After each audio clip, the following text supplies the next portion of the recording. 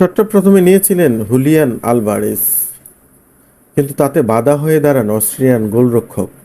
ফিরতি বল পেয়ে প্রথম চেষ্টায় ব্যর্থ হন লিওনেল মেসিও, কিন্তু পরের শট ঠিকই খুঁজে নেন জালের ঠিকানা। পুরো দৃশ্যটা সামনে থেকে দেখেছেন হুলিয়ান।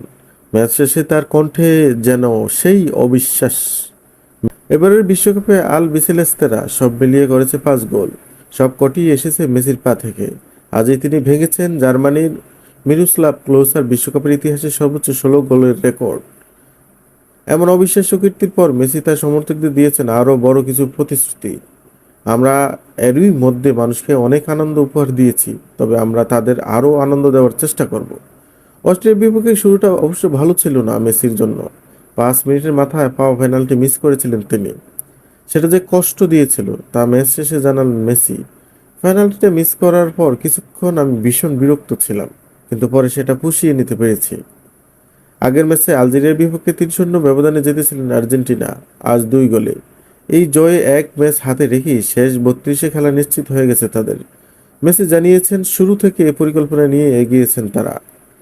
ম্যাচ শেষে মেসি বলেছেন, গুরুত্বপূর্ণ হচ্ছে আমরা কোয়ালিফাই করেছি, সবকটি ম্যাচ জেতা আমাদের পরিকল্পনায় ছিল।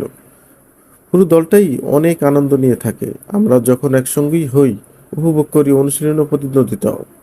এমন দিনে মেসির জন্য বিসিবি রেডিওতে স্তুতি বাক্য শোনা গেল ফ্রান্সের সাবেক তারকা লিবার জিরুর কথায়ও।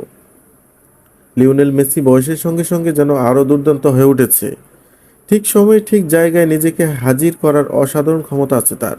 আর যখন গোল করছেন না, তখন খেলোয়াড় মাঝখান থেকে সুযোগ তৈরি করেছেন, খেলার গতি ও ছন্দ নিয়ন্ত্রণ করেছেন।